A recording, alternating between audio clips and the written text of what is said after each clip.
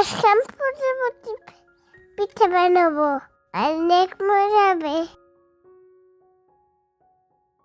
আসসালামু আলাইকুম, সবাই কেমন আছো? আমি আলহামদুলিল্লাহ ভালো আছি। আজকে আমি একটা পিঠা বানাবো, প্রজাপতি পিঠা। আর আগে নারকেলটা ছেড়ে দেই। অনেক কষ্ট। দেখো নারকেলটা ছেড়েছি। এখন নারকেলের পানিটা বের করে নেব। একটু পানিটা খেয়ে দেখতো। বিসমিল্লাহ। অনেক মজা মা, আলহামদুলিল্লাহ।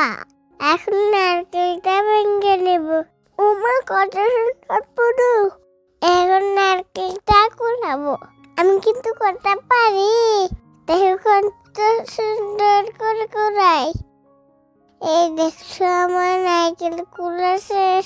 এখন রোটা রেডি করে নিব।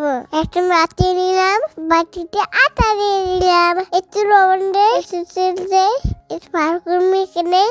এখানে একটু পানি দিব। তারপর ভালো করে মেখে রোটা রেডি করবো। এখন এটা দেখে দেই।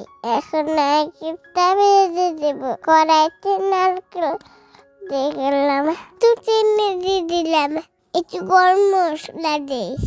এখন ভালো করে নেড়ে ভেজে নিব। এই তো আমার নারকেল ভাজা আছে।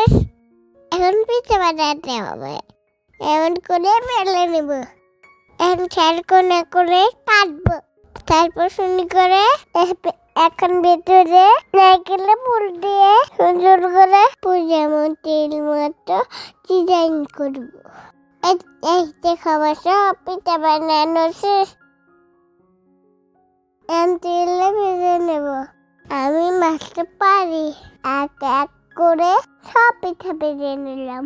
আমার পিঠা ভাজা শেষ। আজকে মাসে সবার জন্য পিঠা বানাইলাম। আমি তো খেয়ে দেখো তো কেমন হয়েছে। ভালো ঠিক আছে। আসসালামু আলাইকুম, আল্লাহ হাফেজ।